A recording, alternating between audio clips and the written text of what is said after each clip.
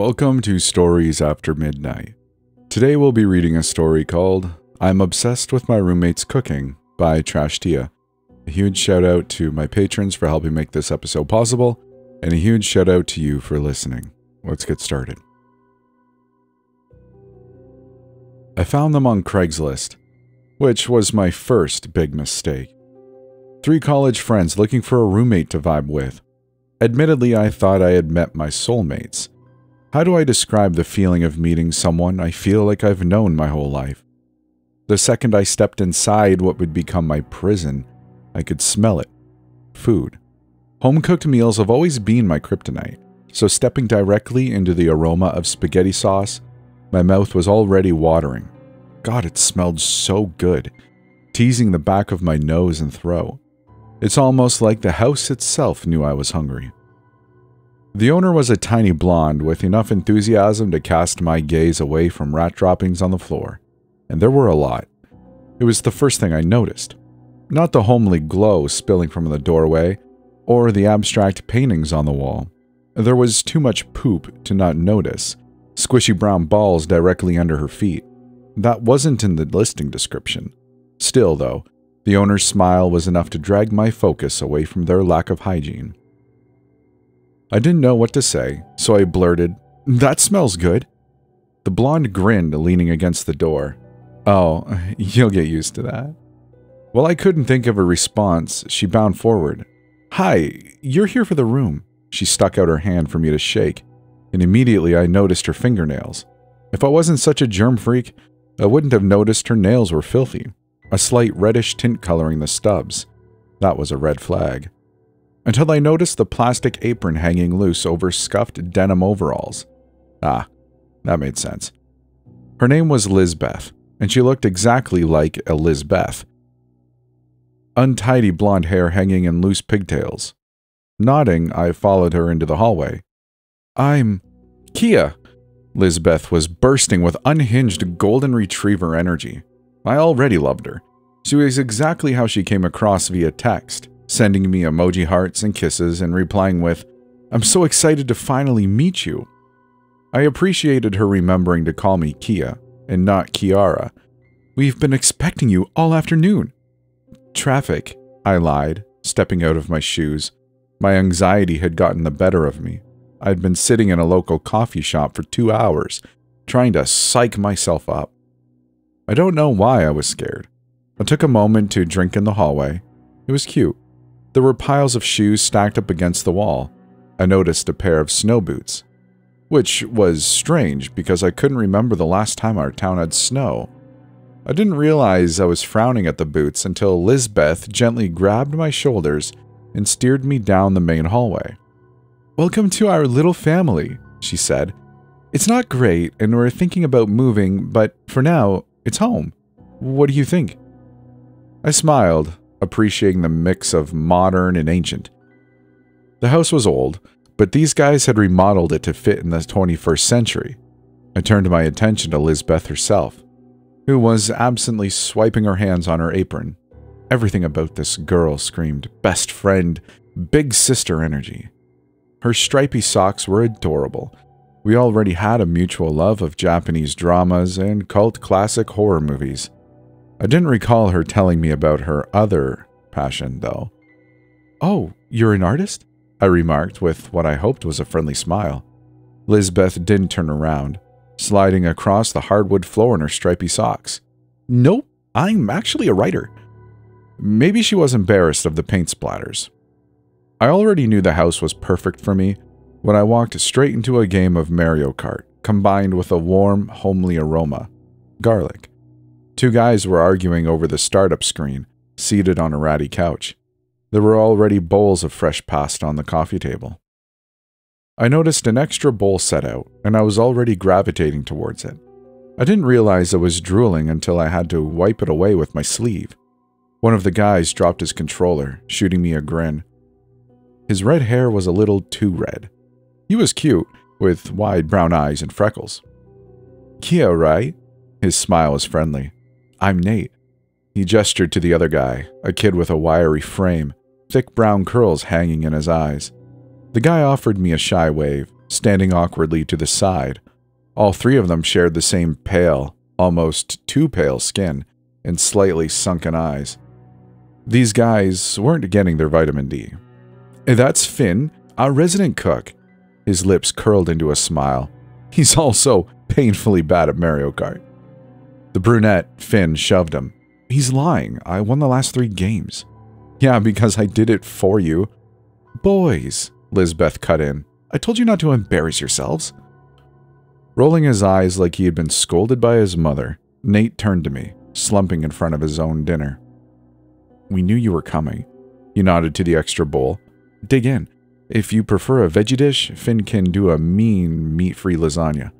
There's some in the refrigerator if you want some. He shot me a grin. You're lucky our boy is in his 2nd year of culinary school. I politely took a seat. I can eat, I said, trying to ignore Nate's sudden, obnoxious laugh. He was one of those types of guys. I thought class jokers died out after high school.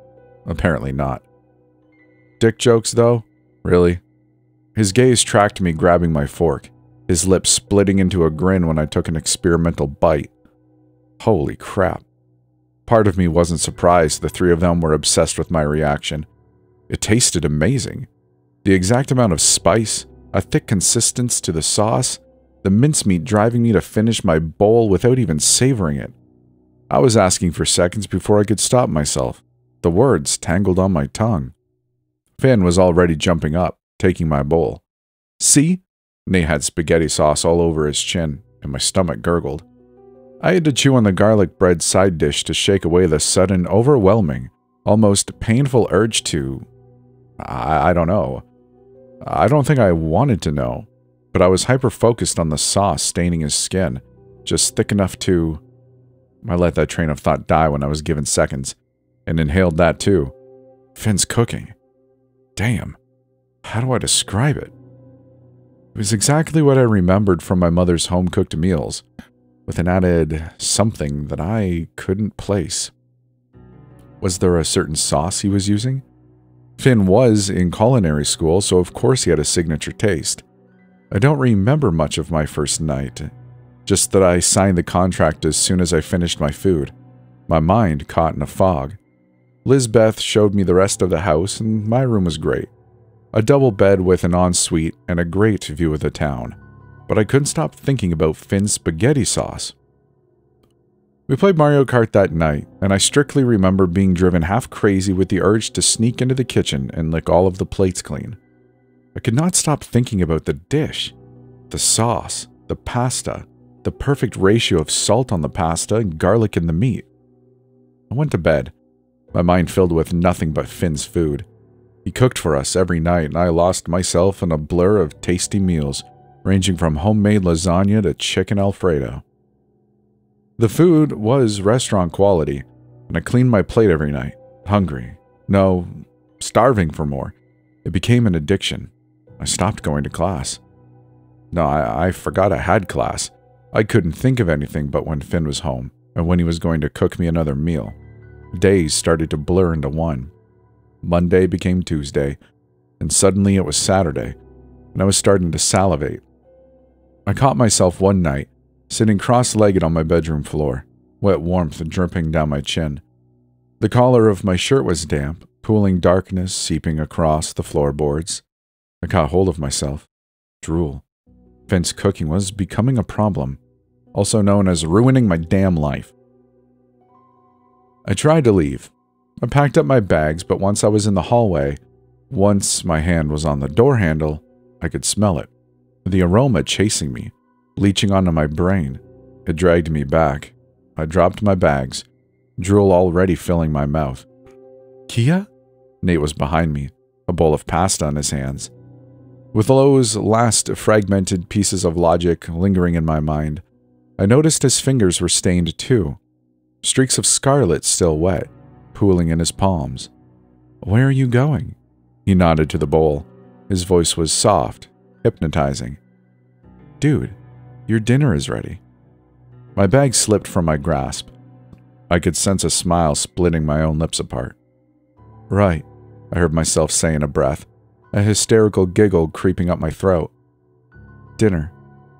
I was already sticking my fingers in the bowl, stuffing myself until I couldn't breathe, spaghetti sauce dripping from my mouth, staining my clothes. It was all over me, painting my fingers rich blood red. Nate held the bowl, waiting until I'd cleaned it out. I was on my knees, trembling, dragging my tongue over every remnant. I lost myself after that meal in particular. Consciousness bled in and out. I was sitting at the dining room table, inhaling my dinner. Then I was bent over the toilet, my head pressed against cool porcelain. I didn't notice I was losing my teeth until I spat a wisdom into the faucet. And 2 days later, I was running my finger over a much sharper, elongated tooth sticking from my upper incisors. I became aware of the house's temperature when I found myself lying awake, shivering, thinking about my next meal. When I slipped out of bed to head to the bathroom, I glimpsed a single layer of frost creeping across the floorboards. Nate mentioned the three of them liked the cold, but freezing to death? I stopped feeling it after a while. I'm pretty sure the temperature never changed, but my body stopped shivering. I began having freezing cold showers, adding ice because my skin was never cold enough. It's not like I didn't get along with the three of them. Outside of our mutual obsession with Finn's cooking and my ongoing awareness of my crumbling sanity, we had movie nights, game nights, and stayed up talking about everything and nothing until dawn. Lizbeth would fall asleep on my bed, the two of us engrossed in a Japanese drama, and Nate insisted on holding movie nights dedicated to specific actors. I almost died during Keanu Reeves' night. The others didn't go to class, but they did disappear for several hours every night. I stopped asking questions when my brain melted into soup. Finn's food took over my life. During movie night, I was thinking about his food. Game night, I was in the kitchen, eating leftovers from the trash. There was something wrong. The words slammed into me every so often, but I had a toxic relationship with my housemates. I couldn't just go. Where else was I going to find Finn's cooking? 9 p.m. I didn't know the day, or how many days it had been since I planned my escape out of the bathroom window, only to be lured back by teasing smiles and mushroom risotto. It was so hard to regain control of my own mind. By the time I had managed to get a hold of myself, there they were, always 15 steps ahead of me. I pulled out a bloody molar after dinner, dropping it down the toilet. I think I was supposed to care. But carrying and worrying about my debilitating health meant not thinking about what was next for lunch. And there were so many dishes, so many recipes Finn hadn't tried yet. It was always that loose thought that dragged me down, plunging me further and further into an oblivion I couldn't see a way out of. Before I lost most of my mind, I did find something under my mattress. Several VHS tapes, all of them labeled different dates until the handwriting was unintelligible. There was a VHS player in Finn's room, so I snuck inside when he and the others were out of the house. The first tape used to be a wedding video. There were still old white ribbons wrapped around it, and I got a glimpse of an ancient, and I mean old, wedding ceremony at the start. This footage looked like it was before cameras were invented. I was frowning at a pale brunette bride when the real footage jumped into view. I was seeing Lizbeth, Finn, and Nate squashed together on the couch. Nate leaned forward. He looked healthier. His face was fuller, a pinkish blue in his cheeks. He opened his mouth, and I glimpsed a full set of healthy teeth. Present Nate had elongated, fang-like incisors. When he was eating, Nate could fillet a chicken bone within a second. His teeth were not normal. Neither were mine. I was losing all of mine in favor of sharper points that cut my lip open. The boy cleared his throat on tape, and I leaned closer. Nate's mouth formed a teasing smile. If you're watching this video, it means all three of us are dead. The other two side-eyed him, and he burst out laughing. Lizbeth nudged him. Just like Nate, she too looked normal. Her blonde hair was tied into a strict ponytail. This girl was glowing, while present Lizbeth was more of a shell. The girl turned to the camera. Ignore Nate. He thinks he's funny. I am funny, he said. Why are we recording these on my mom's wedding tapes? What's wrong with using TikTok? Because this is way cooler, Lizbeth said. Shush, it's a cool aesthetic. Nate raised a brow. What is aesthetic about ruining my mom's wedding tapes? Anyway, Finn, who was usually shy and withdrawn, was like a hyperactive puppy. It was jarring seeing him smile. We figured we should give our potential housemate a look into our lives. He shot Nate the side eye. Well, we were going to, until you dropped the bombshell that you're going skiing with your weird family. Nate scoffed. It's not my fault. I told you I don't have a choice. He turned to the camera. Do you see what I have to deal with? You're leaving us for 2 weeks, Finn groaned, tipping his head back. No offense, but I hope you get eaten by a bear. I'm taking full offense, Nate shot back. The tape was mainly bickering and laughing, so I took it out and inserted the next tape. It was the three of them again, though I noticed Lizbeth and Finn were keeping their distance from Nate, who was sitting on the other side, his head cocked, half-lidded eyes drinking in the camera. Lizbeth's smile was a little too forced. She kept shooting panicked glances at the guy. Hey, so we're sorry for taking a while to record. Nate just... He came back from holiday and he's, When Lizbeth drifted off, Finn jumped in. He's sick, he said, shuffling further away from the boy. We're pretty sure it's contagious, so whatever our boy has, we really don't want it. Nate didn't move, his lips quirking into a smile. Aren't you going to ask me how my trip was? His voice was different, and it hit me. He was mimicking Lizbeth. Finn and Lizbeth exchanged glances. Tell him to stop. Lizbeth stood up, her hands clenched into fists. Finn! Nate, take it easy, man. Finn was trembling. Oh, why do you keep... He shot a look at the camera. Asking that. The tape ended in eerie silence with the two of them watching Nate, whose smile only widened. The third tape made me regret exploring my housemate's past. There was just Nate sitting there, completely naked. His cheeks were gaunt, lips pulled into a feverish grin. Beyond him was rapid movement, the sounds of muffled screaming. The tape continued for 5 minutes, and Nate didn't move a muscle. The fourth tape was thankfully back to normal-ish. It started midway through a hissed conversation between them. Finn was sitting cross-legged on the floor. Lizbeth was perched on the chair arm, and Nate was sitting with his knees pulled to his chest. There were giant bald patches on his head, and I found myself running my hands through my hair. I don't know, he whispered into his knees. I told you, I don't remember anything. Finn's lips curled with disgust. He was gingerly wobbling his own loose tooth. You don't remember anything? You don't remember disemboweling my damn cat and stuffing her head in the refrigerator? He made a point of scooting further away. He dislodged the tooth, his eyes widening. You're sick! He needs a doctor, Lizbeth said softly. Her hair was greasy, her clothes stained. I could tell she had been up all night, dark circles shadowing her eyes. Nate curled into himself. I know I do. Damn! Finn stood up shakily, raking his fingers down his face. We can fix this, okay? We're getting you help. He wrapped his arms around himself. It's freezing. I'm turning up the thermostat. Don't. Nate's tone hardened. It's too warm. What are you talking about? I can see my breath. The last tape felt wrong in my clammy hands. I inserted it when thudding footsteps came up the steps.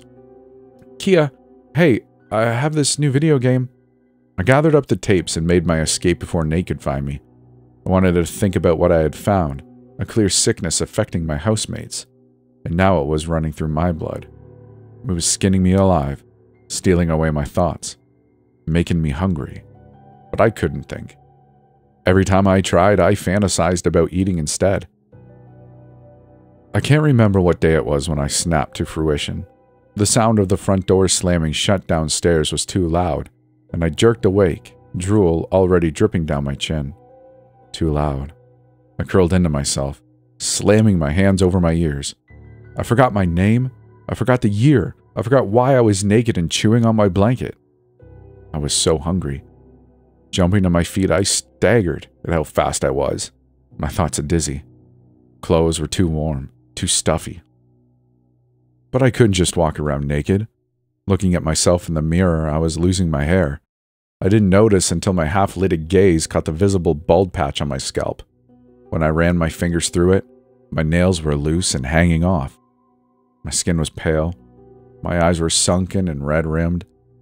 I prodded at my cheeks. Somehow I was getting thinner, but I was eating at least 3 bowls of food a night. Wrong. I stepped back. My nerve endings on fire. Get out. Get the hell out. But again, I couldn't think of anything except food. I stood for a long time, poking at my emaciated stomach. I was never this thin, right? Kia! Lizbeth shouted from downstairs. We're back! Making my way downstairs, I didn't remember actually walking down them. I was at the top, and then I was at the bottom. My breaths labored, my toes primed. My body didn't make sense. I felt like I could twist and contort it. Immediately I could smell our meal, the aroma forcing my legs into a stumbling power walk to the kitchen. This meal smelled fresh. I couldn't escape it. When my gaze found the door, my escape, my body had a mind of its own, gravitated toward the kitchen. When I pushed the door open, I was hit in the face with a stink that both turned my stomach and filled my mouth with saliva. I was already drooling, feverishly looking for what meal was waiting for me this time. Instead, my housemates were preparing the food. I noticed the plastic first. Under my feet was a sheet of plastic spread out across the floor. I registered the red splatters, but my mind refused to confirm it was in fact exactly what it looked like. I waited for them to reel back in horror at me discovering their hobby, except neither of them were fazed. Lizbeth was playing with the oven dial, wearing a blood-splattered apron, while the boys were knelt on the floor. There was a lump of something, what was left of a human body that had been skinned. Nate's red slicked hands were buried in the abdomen, while Finn had sliced open their skull, scooping out the brains into a plastic container. I could feel my body spasming with fear, a scream crawling its way up my throat. Hey, Kia! Lizbeth saluted me with her wooden spoon. She was jumping up and down on her heels, waving the utensil excitedly. My housemate was stirring something lumpy. I took that moment to take a slow step back. If I turned and ran, I could make it out the front door before they could move. Kia! Tucking a strand of hair behind her ear, Lizbeth beamed at me. She was unbothered, unfazed, which meant I was either hallucinating or my housemates really thought I would be okay with their casual cannibalism. I felt myself freeze, a thick paste creeping its way up my throat. If they had been eating people, then... Before the thought could fully register, I was already knelt on the ground, choking up the remnants of my lunch. Do you mind grabbing me the sriracha sauce from the cupboard? The word was caught in my throat. Yes. But instead of a reply, a shriek was clawing its way into my mouth. It's on the bottom shelf, Nate said from his place on the floor. He was humming a melody and I found myself mimicking it. The boy looked up. A faded red blur caught around his iris. His smile was wide. Fleshy white streaks caught between his teeth. Why was I smiling? Nate patted the place next to him. Yo, I'll show you how to skin a corpse. It's actually really easy. You just use the blade like this. He mimed dragging the knife. It's a clean cut across the gut. Finn chuckled, his hands full of... We'll take her hunting first. When she's caught her first meal, then we show her how to correctly gut a corpse. No, Lizbeth sang. That's too much. She's not even eaten raw yet. My mouth was watering, and the gooey streak of scarlet looked so good. I followed their words and took out the sriracha, my legs giving way. I hit the ground, except I barely felt the impact. Run. Why was I shuffling over to a meat cleaver? Run. Why was I joining them? Kia? The three of them were in front of me, suddenly. There was something inhuman about the way their bodies twisted, like their skin was shedding. Finn regarded me with a cocked head, his teeth on display. Nate and Lizbeth were more territorial, backing me into the wall. and I was twisting around and making for the door. Screw this. I tried to escape 4 times. Each time I am awake, screaming, and they are dragging me back. I went back to the tapes, sliding in tape number 5. This time there was just Finn. I could see where the sickness had begun to take him over, streaking through his veins. He didn't speak for a while, and it was when I was waiting, when I saw the 2 bodies at his feet, Nate and Lizbeth. They were dead, lying in pools of red turning black, but already I could see their emaciated limbs were jerking, moving slowly, skin rippling. Finn coughed lumps of red into his hands. Ugh. He sat back, closing his eyes. He opened his mouth, pointing to his upper incisors, lips widening into a genuine smile. See these? He prodded to the tooth. Ha! I have actual fangs. Thanks, Nate, you damn idiot. Finn went on about vampires for way too long, so I rewound it. I have days, Finn spoke through his fingers. Maybe a week if I starve myself. He sighed, turning his focus to the camera. If you find this tape, there's only one thing I want you to do, he said. Burn this place down. The guy pried his eyes open, and I could see writhing darkness tangling around his iris. It was spreading, a spider-like web taking over him. Whoever welcomed you into our house isn't us. I showed you what happened to Nate to scare you away, man. Get the hell out of this house. Something moved below him, and already he was jerking up, an inhuman snarl ripping from his throat. Finn jumped up, teeth bared, when the thing that was Nate slowly got to his feet. The guy pulled a knife from his jeans and stabbed the blade into the thing's skull. He screamed, yanking the knife out. Nate dropped to the ground and Finn let out a wet sob, crumbling back onto the couch. There was the hint of red swirling around his pupil, elongated teeth retracting back. Burn this place down, he heaved out a breath. With us inside. I'm at a loss of what to do because I have this thing too. I don't even know what it is, but I can't bring it into the outside world. I'm terrified of this thing, but I'm pretty sure it's contagious. If I had to guess, I think it spread through our saliva. Like Finn said, burn all of us and kill this thing. But I don't want to die. They'll be back from their hunt soon. I'm supposed to be joining them. Please, if there's anyone who can tell me how to help them, help me. I can't kill them. That's the end of the story. I really hope you enjoyed it. A huge shout out to my patrons for helping make this video possible, and a huge shout out to Trash Tia for writing such amazing stories. I really hope you enjoyed it. If you did, I'd love it if you'd like the video and maybe subscribe or leave me a comment letting me know your thoughts on it. And if you're anywhere else, don't know what your options are, but I just appreciate you listening. If you'd like to, you can come join our Discord. It's pretty low-key. It won't keep you too busy, but you can come say hi or whatever you want. But that's where we're all hanging out, so I just appreciate you being here, and like I said at the end of every video, we'll see you in the next one.